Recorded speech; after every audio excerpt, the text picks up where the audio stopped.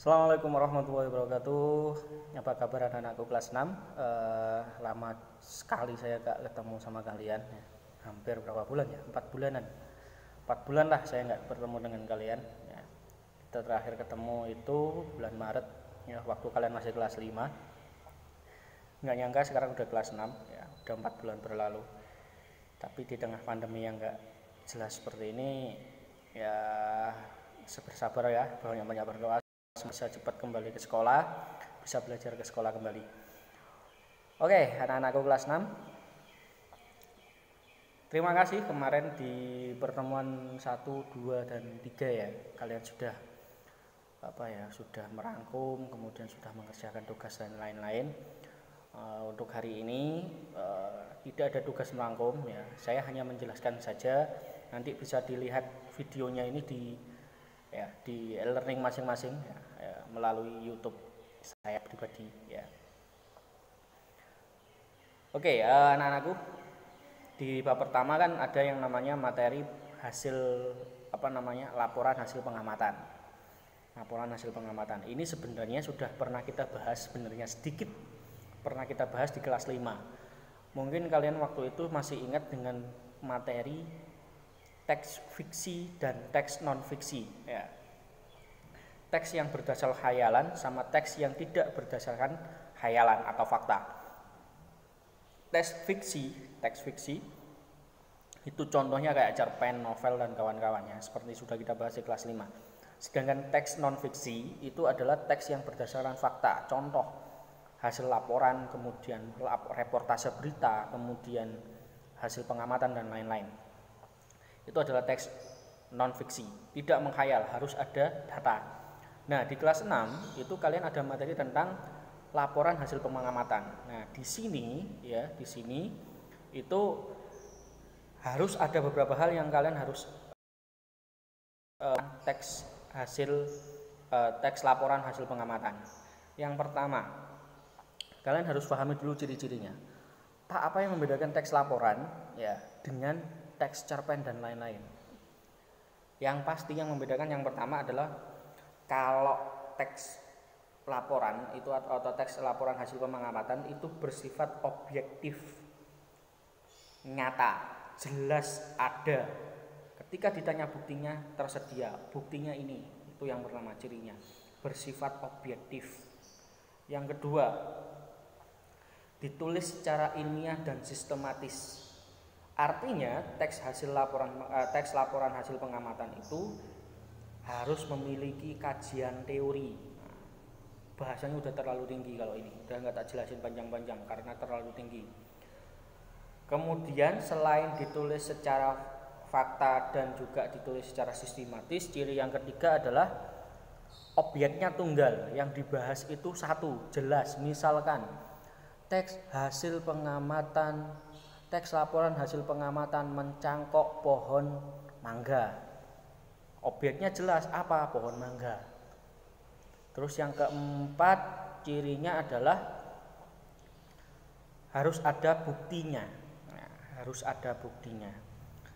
Tidak mengandung dugaan. Misalnya mengandung dugaan, itu contohnya kayak begini ya. Pohon mangga yang dicangkok ya, diduga akan hidup lebih lama. Nah, kata diduga itu nggak boleh, karena kata diduga itu kan prasangka, sehingga tidak termasuk dalam kategori teks non fiksi. Kategorinya malah fiksi karena khayalan. Harus fakta. Itu ciri-ciri dari teks laporan hasil pengamatan. Yang pertama harus objektif. Kemudian yang kedua ditulis secara ilmiah dan sistematis. Kemudian objek tunggal. Kemudian ada fakta atau ada buktinya. Kemudian tidak mengandung prasangka atau dugaan. Itu ciri teks hasil laporan pengamatan.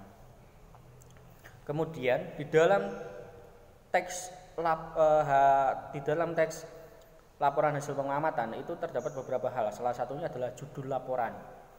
Harus ada judul laporan. Ya. Yang pertama yang harus ada dalam teks laporan hasil pengamatan itu yang pertama judul. judulnya apa. Yang kedua objeknya, kalau tadi saya contohkan mangga kan, cangkok pohon mangga, nah, berarti objeknya pohon mangga. Kemudian tujuannya, tujuan kalian mengamati itu apa? Oh tujuannya saya biar tahu Pak, pohon mangga itu bisa dicangkok apa tidak, nah itu boleh. Kemudian waktunya kapan? Waktunya harus jelas, harus ada tenggat waktu. Misalkan saya mengamatinya dari tanggal 1 Juli sampai 31 Juli ya, harus ada waktu yang jelas, rentang waktu yang jelas. Kemudian tempatnya di mana, kemudian hasil pengamatannya apa, kemudian pengamatnya siapa, yang meneliti itu siapa. Tuh ya, itu contoh dari teks laporan hasil pengamatan. Kemudian apa saja sih yang harus kalian lakukan sebelum menulis teks laporan hasil pengamatan? Yang pertama yang harus kalian lakukan adalah membuat judulnya dulu. Membuat judul dan menentukan objek. Objek yang akan kalian teliti itu apa, kemudian baru dibuat judul. Misalkan saya ingin meneliti tentang pertumbuhan kecambah misalkan. Maka judulnya adalah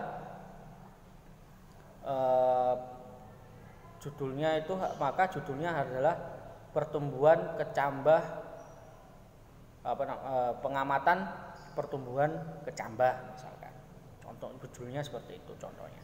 Kemudian menyusun kalimat pembukaan. Kalimat pembukaan itu biasanya tentang kayak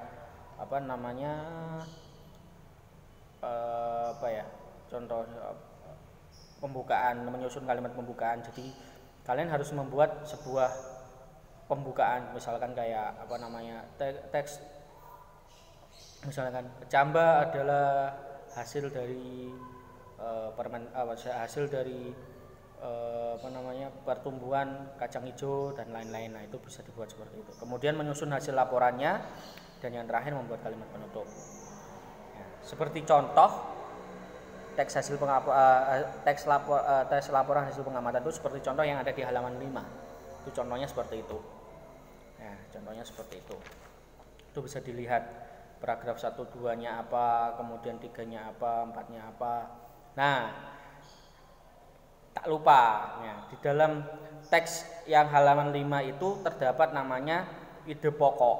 Ya, ide pokok. Selain kita belajar tentang teks laporan, kita juga belajar ide pokok di bab ini ya, sama seperti di kelas 5 dulu yang kita hampir belajar ide pokok itu hampir 2 bulan kita belajar tentang ide pokok ya. Saya rasa kalau ide pokok kalian hampir semuanya sudah paham ya, tinggal mungkin nanti karena sudah terlalu lama di rumah sehingga banyak yang lupa, tapi gampang lah, nanti kita bisa ingatkan ketika kita sudah masuk. Yang penting jangan pernah putus belajar. Sudah, itu saja yang bisa Pak Effendi sampaikan ya, durasinya biar nggak terlalu panjang ya.